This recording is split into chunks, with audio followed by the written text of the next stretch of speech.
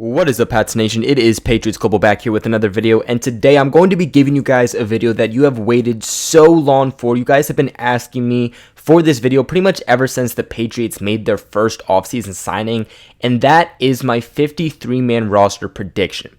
Now, before I start, I do want to say that I'm going to be doing 2 roster predictions. This is going to happen now because you guys have just been asking me, but I'm going to be doing another one and more accurate one right before the regular season actually starts. So between the end of training camp and before they make their final 53-man roster cutdowns. What I did to make this 53-man roster prediction video is I looked at the OTAs that we've seen with the Patriots. I took their mini camp. I took the players, each individual player, and how they fit with the team, what they provide to the team, and also how they have contributed to their other teams in the past. My second roster prediction will have a lot of those same things included in it, but we will see the preseason games. We will hear a lot more in-depth when it comes to training camp, so when pads are on and it's contact, so I think that will be a way more accurate one. But without further ado, let's get into it. So I'm going to be starting with the offense and just go down the list. So first up is quarterbacks. Now I have 3 quarterbacks making the roster. I have Tom Brady, obviously, Brian Hoyer, and Jarrett Stidham. And getting cut, I have Danny Etling. Brady is an obvious lock. Hoyer, there's just nobody really there to confidently take that second string quarterback, especially if anything were to happen to TB12. And then I also have Stidham making the roster, only because if he isn't to make the roster and the Patriots try to revert him back to the practice squad, I guarantee you another team is going to pick him up. So I have 3 quarterbacks making the final roster. To me, there's really no way Danny Etling actually makes the final roster, especially with me having Stidham making the final roster, and Stidham took over Etling's role already. So I think we could possibly see Etling back on the practice squad, but there's no way he makes the final roster.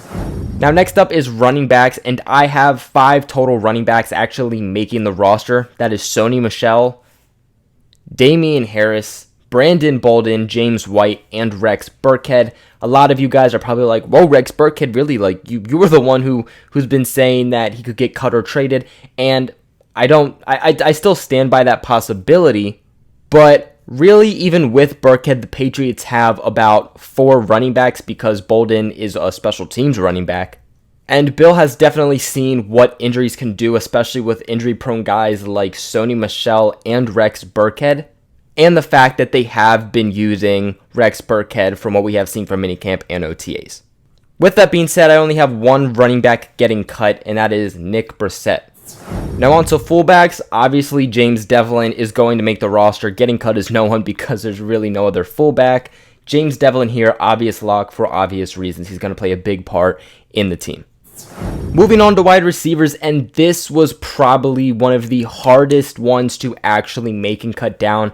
I have the team keeping 7 wide receivers. I have them keeping Julian Edelman, N'Keal Harry, Philip Dorsett, Maurice Harris, Matthew Slater, Demaryius Thomas, and Braxton Berrios. Now, of course, that is technically 6 wide receivers because Slater does not play wide receiver. He is strictly a special teams guy and locker room guy. And from what we have seen from the past is that when the Patriots struggle at a certain position for a whole season, what they do the following offseason and regular season is they stock up on that, and they seem to really add a lot of guys at that position, especially with wide receiver, a position where a lot of guys can get hurt. It does not hurt to have some extra guys there. Now, to me, the biggest question marks on my guys making it is Demaryius Thomas. Now, is Demaryius Thomas going to be okay to go for week 1? That's my thing. Or do they place him on the injured reserve and bring him back later in the season? I think he should be good to go, but we don't officially know. And then my other one was Braxton Berrios. The reason that I have Berrios making the final team is that the Patriots need a guy like Berrios. You look at these other guys, and they really don't have anyone else like Berrios except for Edelman. Now, of course, Berrios will have to keep up his offseason hype and will keep having to produce and create great chemistry with Tom Brady, but most importantly, provide in the preseason games. But if he can do that, then I definitely have him making the roster.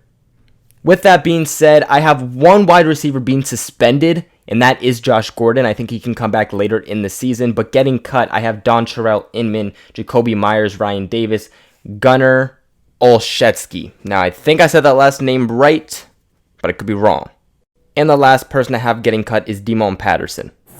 Moving on to tight ends, I only have 2 tight ends actually making the roster, and that is Matt Lacoste and Ryan Izzo. On our suspended list, we obviously have Ben Watson. He will return after week 4 for his 4-week suspension. So with that being said, getting cut, I have Steven Anderson, Andrew Beck, Jacob Johnson, who actually, believe it or not, will get a 100% guaranteed practice squad roster lock.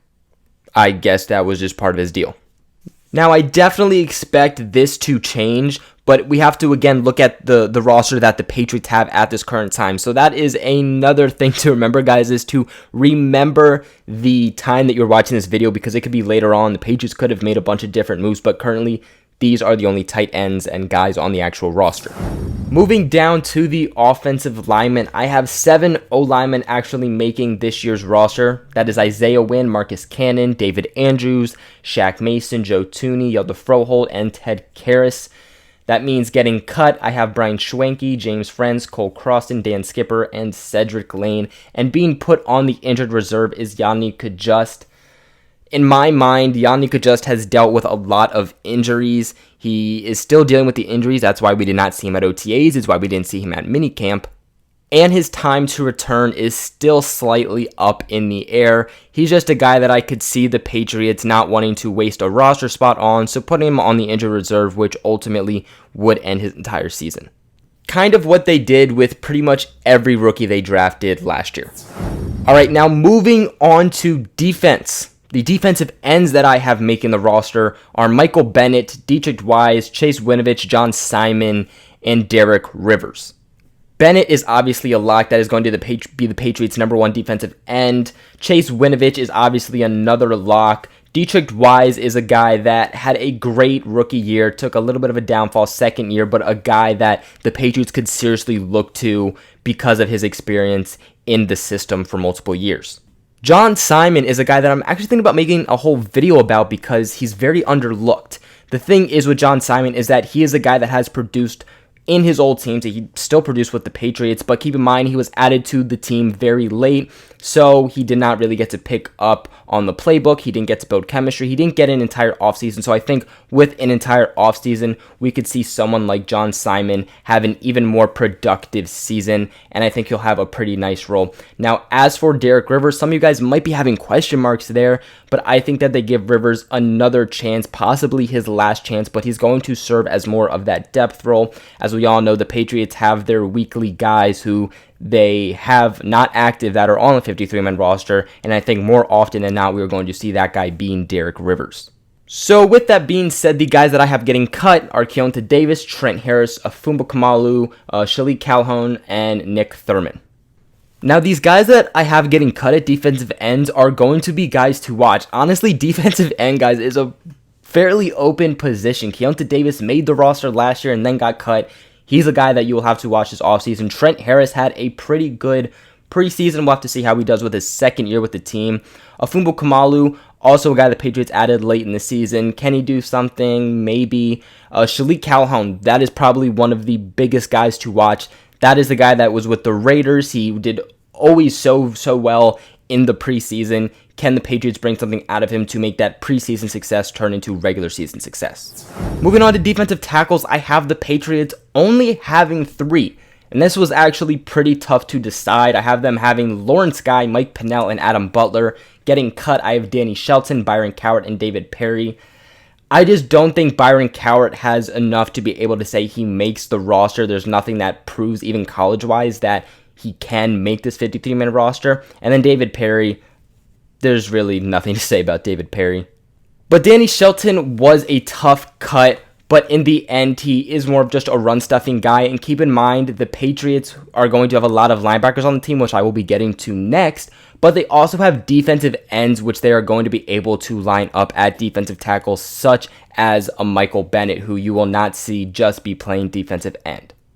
Danny Shelton is definitely a guy that you could see me actually making the roster in my next video. And I'm not saying that he can't make the roster, But if you look at the past and you look at kind of just what the Patriots are doing right now, I just couldn't have him making the team this time. So moving on to linebackers, I have the Patriots having 6 linebackers this year. That is Dante Hightower, Kyle Van Noy, Juwan Bentley, Jamie Collins, Elandon Roberts, and Brandon King. So technically, again, that is pretty much 5 linebackers because Brandon King does not play linebacker. He's a guy that also plays special teams. That means getting cut, I have Christian Sam, Calvin Munson, and Terez Hall. Really, none of those guys should be guys that stand out. We could possibly see Christian Sam and Calvin Munson do a little something in the preseason, but I truly don't believe they do enough to beat any of these top-tier guys out of their spots. Moving on to cornerbacks, and this was also a kind of tough one, but at the same time, not totally. I have them keeping 6 total cornerbacks, and to some of you guys, that might be a lot, but it makes a lot of sense. So I have the Patriots keeping Stephon Gilmore, J.C. Jackson, Jonathan Jones, Duke Dawson, Jason McCourty, and Jawan Williams. That means getting cut, I have Keon Crossan, Ken Webster, and D'Angelo Ross. Gilmore was the number 1 best cornerback in the league. I can't even explain why anyone would think he wouldn't make the roster. J.C. Jackson is a cornerback on the rise. He will definitely be good for the Patriots in the future. Jonathan Jones, they have him making the roster. I just think that they want some security in the middle of the field, playing the slot, and he did a very good job last season. Duke Dawson, this is someone I will make an entire video about because there's so many questions involving Duke Dawson. So many Patriots fans still have. And I've heard so many people saying that they should cut him or they're going to trade him, that he will not make this roster. But the thing is that, yeah, we don't know what he provides. He's very unproven. But he's a former 2nd-round pick. He didn't really get to play last season because of injuries. He missed pretty much all of OTAs. He didn't play a preseason game, really. We just really did not see Duke Dawson at all since being drafted. But just because of that, and just because we have so much depth at cornerback, does not mean Bill Belichick is going to get rid of him, because you can never have enough good depth at a position. If Bill Belichick can give a guy a 2nd-round pick cornerback to a guy like Cyrus Jones, who has messed up multiple times, giving up hundreds of yards, multiple touchdowns, getting burnt time after time, pretty much muffing every single punt that the guy caught, then I without a doubt think that Duke Dawson continues to stay on the Patriots, especially when we've heard that he's doing pretty well. The only guy getting cut that I think some people might be confused about is Keon Crossan, and really that is because the Patriots again have so much depth at cornerback. I don't see where Keon Crossan would come in. He had some time last season where he played some defensive snaps, but with all these other cornerbacks getting added, such as Jawan Williams, Duke Dawson coming back, I just don't see why they would keep Keon Crossan. His main purpose was special teams, but they have a lot of main special teams guys, but also added some other guys on special teams this offseason, such as Terrence Brooks. Speaking of which, we now move on to the safeties, and I have 5 total safeties making this roster. That is Devin McCourty, Patrick Chung, Daron Harmon, Terrence Brooks, and Nate Ebner. Again, technically, that is 4 safeties because Nate Ebner is a special teamer. With that being said, the guys I have getting cut is Obi Melifonwu, Malik Grant, and AJ Howard. Some people don't really remember who Terrence Brooks is. He was an off-season signing, and I wasn't totally sure how I felt about him at first either, but after reading on him a lot, after talking to a lot of other Patriots experts, everyone ended up having this guy being a roster lock. That main purpose is going to be special teams also. That is going to be Terrence Brooks' main special priority, is going to be that special teams, kind of like a Nate Ebner. But the thing about Terrence Brooks is that he has experience on defense, and he's a guy that the Patriots could plug in if a guy like Patrick Chung, Daron Harmon, or Devin McCourty gets injured, or if they're getting too tired. Obi Melifonwu is a guy that I had a pretty hard time cutting, but right now I don't think that he has done enough to be able to say that he makes this roster. Some of you guys might be saying, well, they signed him to a 2-year deal, but I believe that that was because they wanted him as depth last season, but also because they wanted to see what he could do with a whole offseason with him. Then moving on to special teams, I have 3 guys making the special teams. That is kicker Steven Gostkowski. You have your punter Jake Bailey, and your lawn snapper Joe Cardona getting cut. I got Ryan Allen. I already know I'm going to get blasted in the comments for this one. Ryan Allen, the guy who should have been the Super Bowl MVP. Guys, we've seen it happen many times. These guys who do good getting cut. It just happens. It's football. It's business.